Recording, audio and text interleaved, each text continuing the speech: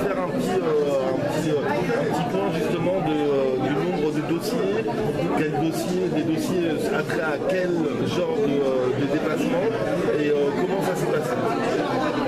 Le 15 juin était le dernier délai pour envoler des requêtes et des plaintes par rapport à l'IVD.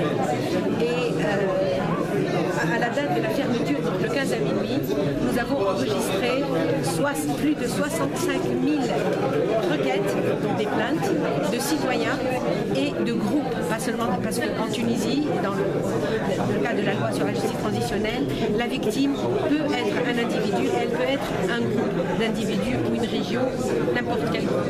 Et donc nous avons enregistré 65 000 plaintes au 15 juin. Comment nous procédons? La première chose que nous faisons quand nous recevons une plainte, et nous n'avons pas commencé aujourd'hui, nous avons commencé le 15 décembre 2014, donc ça fait 1 an et demi que nous commençons à enrôler les plaintes. Une plainte, dès qu'elle est enrôlée, elle passe par le service tri pour vérifier si la plainte entre dans le mandat de l'IVD ou pas. Et le mandat, c'est d'abord le mandat historique. Nous ne connaissons pas de requête qui date avant juillet 55 et après décembre 2013. Donc si le cas est hors de ces délais, nous ne sommes pas compétents. Donc nous refusons la plainte. La deuxième chose, bien sûr, d'autres critères, mais un des critères, c'est qu'il s'agit de la responsabilité de l'État dans la violation. S'il n'y a pas d'implication de l'État, de l'un de ses organes ou de l'un de ses fonctionnaires agissant en son nom, l'IVD n'est pas compétente. Donc si c'est un conflit entre voisins, ça, ce n'est pas notre compétence. Donc nous vérifions que l'État est bien parti dans le litige. C'est un point qui fait que le tri aussi est effectué. Sur l'ensemble des plaintes reçues, moins de 4% ont été rejetés pour incompétence de l'IVD, donc hors notre mandat. Après cela, nous entamons l'investigation et la recherche. Nous avons un département archives qui est très étoffé. Il y a plus de 30 archivistes qui travaillent dans ce département. Nous avons réussi à avoir des fonds archivistiques assez consistants, notamment les archives de la présidence, notamment les archives du RCD, notamment les archives de la TCE et d'autres archives encore que nous avons dont nous avons pu disposer. Et donc, nous utilisons ces fonds archivistiques pour recouper l'information qui a été donnée lors d'une audition à huis clos par la victime.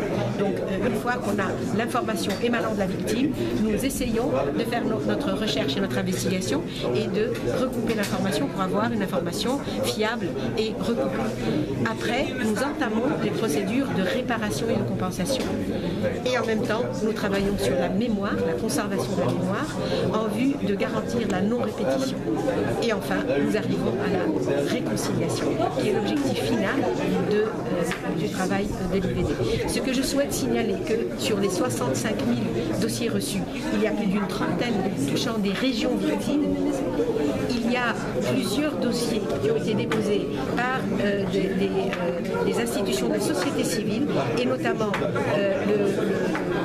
trois des membres du quatuor du dialogue qui sont du GTD. Le GTD a déposé un dossier s'étalant sur plusieurs décennies.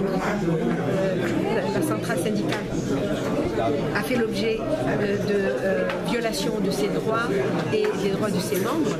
Nous avons eu également l'ordre des avocats qui veut témoigner pour la mémoire sur la contribution du corps des avocats dans le combat pour la liberté et la démocratie et contre le despotisme. Et nous avons également reçu le dossier de la Ligue des droits de l'homme, aussi la TFD, plusieurs associations de la société civile, également des partis politiques. Tous les partis politiques, sans exception, nés avant la Révolution, parce qu'il s'agit de violations commises avant la Révolution, ont tous, sans exception, déposé des plaintes auprès de l'IVD. Il y a les deux dossiers des martyrs, Chokri Belaïd et Mohamed Brahmi, et il y a le dossier des minorités, où la communauté juive a déposé un dossier pour discrimination religieuse. À quelle époque? Sur toute la période. Discrimination de l'État, c'est ça? De l'État, oui. L'État ou ceux qui agissent en son nom. parce que c'est toujours, parfois c'est des minorités agissant au nom d'État, etc. Il y a eu l'attaque d'Arli, il y a eu plusieurs attaques à Lafayette, il y a eu beaucoup d'attaques concernant la communauté juive, et il est important pour les Tunisiens d'identifier cette partie de notre histoire qui n'est pas très belle et de rendre justice à cette minorité, les rétablir dans le droit de citoyen à part entière et surtout les réhabiliter, leur donner un moment où ils vont dire aux Tunisiens qu'il y a eu des dommages, il y a une discrimination et nous avons le devoir de réparer cette discrimination. Il y aura donc des mesures, pas simplement à l'échelle individuelle, à l'échelle de toute la communauté, qui vont prendre aussi l'aspect de sites de mémoire et de mesures de mémoire. Et il y aura ce type de mesures que nous allons envisager. Et du coup, juste la plus grosse partie des dossiers, ils parlent de quoi en général? C'est plus sur la corruption, on est plus sur la torture, on est plus sur... Je vais vous répondre. Laissez-moi d'abord terminer sur les autres minorités. Il y a la minorité noire aussi qui a déposé un dossier pour les discriminations qui sont faites à l'encontre des minorités. Vous savez, on a parfois le sentiment que les Tunisiens, ils sont beaux, ils sont gentils, ils sont magnifiques, ils ne sont pas violents. Eh bien non. Les Tunisiens, nous, l'État tunisien et ceux qui agissent en son nom, nous faisons des violations des droits des minorités. Nous ne protégeons pas nos minorités. Nous n'accordons pas leurs droits de citoyens à part entière à certaines minorités, et aussi la minorité linguistique, les Amazirs, vont aussi déposer un dossier pour discrimination culturelle. La majorité des violations, la majorité des dossiers reçus concernent des violations individuelles. C'est des individus qui ont, et c'est normal, les groupes qui sont toujours minoritaires, des violations subies par le fait de l'État. Ils concernent la privation de ressources en premier, elle vient en premier, l'atteinte à l'intégrité physique, la détention arbitraire, la violation de la liberté d'expression, elle revient en permanence. La liberté d'expression qui n'est pas respectée, la liberté de manifester qui n'est pas respectée et qui engendre une série d'autres violations qui peuvent aller jusqu'à l'emprisonnement de la lecture. Mais le point de départ est la violation de la liberté d'expression. Donc c'est en gros, c'est cela. La corruption en nombre, elle n'est pas très importante parce que la population qui commet la corruption, elle n'est pas très importante en nombre, mais elle est très importante sur son impact, sur la communauté, sur l'économie, etc.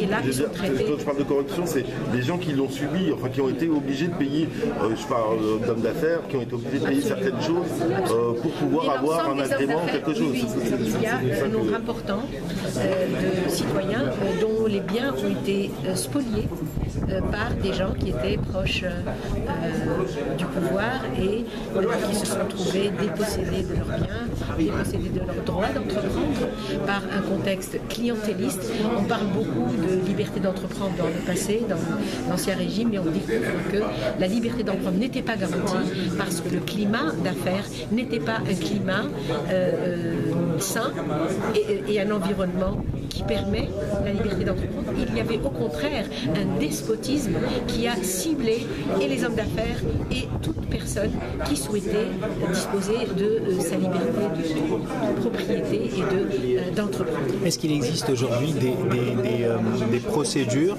des mesures pour protéger les témoins vivants en ce qui concerne un certain nombre d'actes graves comme la torture ou bien de la corruption avec des montants exorbitants?